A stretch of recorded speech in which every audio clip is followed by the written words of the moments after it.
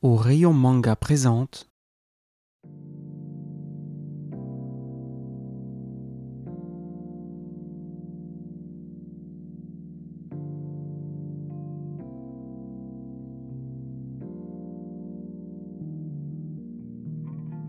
Alive est un manga en un seul volume, écrit par Tsutomu Takahashi.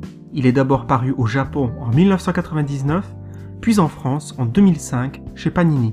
Ce manga commence dans un endroit des moins accueillants. En effet, nous nous retrouvons immédiatement dans une prison, et plus précisément dans le couloir de la mort. Ainsi, nous faisons la rencontre de celui qui sera le personnage principal, un certain Yashiro. Celui-ci, après avoir assassiné les 4 agresseurs et violeurs de sa fiancée, s'est retrouvé reconnu coupable de ses crimes et donc condamné à la peine de mort. Avec d'autres détenus également en attente de la peine capitale, il sait que ses heures sont comptées. Et alors que le jour fatidique semble être arrivé, un petit groupe d'inconnus, se rendant à la prison, lui fait alors une proposition des plus étranges. Ces personnes mystérieuses lui donnent en effet le choix entre mourir comme convenu ou continuer à vivre mais en abandonnant tous ses droits.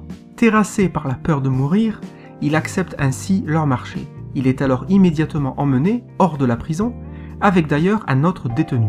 Ils arrivent dans une bâtisse des plus mystérieuses, à l'intérieur de laquelle se trouve une pièce sans fenêtre et sans possibilité d'en sortir. Leur mystérieuse hôte les informe alors que tant qu'ils sont dans cette pièce, ils sont libres, en tout cas libres de faire ce qu'ils veulent, et qu'on leur fournira tout ce qu'ils demandent dans la limite du possible, comme par exemple de la nourriture, des vêtements et même de l'alcool. Mais au bout de quelques jours, une partie de la pièce s'ouvre et se dessine de l'autre côté d'une vitre une silhouette féminine inconnue. Tout cela pendant que les hôtes de cette bâtisse observent grâce à des caméras tous les faits et gestes de nos 2 ex-détenus. Ce manga s'avère être un huis clos étouffant, sombre et flirtant avec le paranormal. Malgré le fait qu'il s'agisse d'un récit en un tome unique, l'auteur arrive cependant à créer des personnages intrigants ainsi qu'une atmosphère poisseuse, mystérieuse, et qui nous pousse donc à continuer la lecture pour essayer de comprendre ce qui se passe dans ce lieu des plus étranges. Pourquoi ces 2 détenus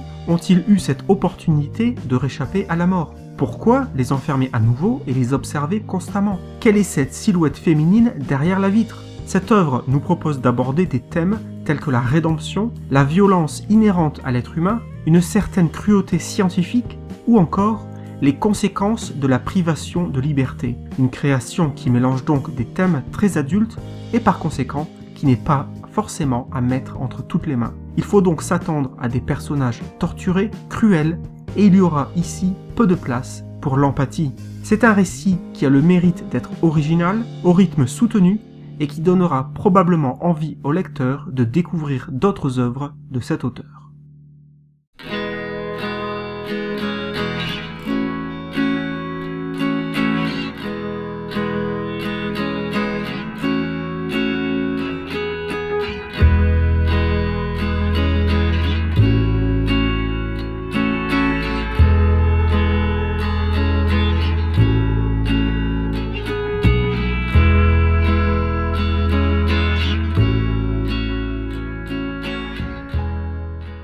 Merci d'avoir regardé cet épisode. Si vous l'avez aimé, vous pouvez nous laisser un pouce vers le haut et si vous n'avez pas aimé, un pouce vers le bas. Nous vous invitons à vous abonner si vous ne voulez pas rater les prochains épisodes. Vous pouvez soutenir la chaîne grâce à notre page Tipeee et vous pouvez aussi nous rejoindre sur Facebook, Twitter et Google+.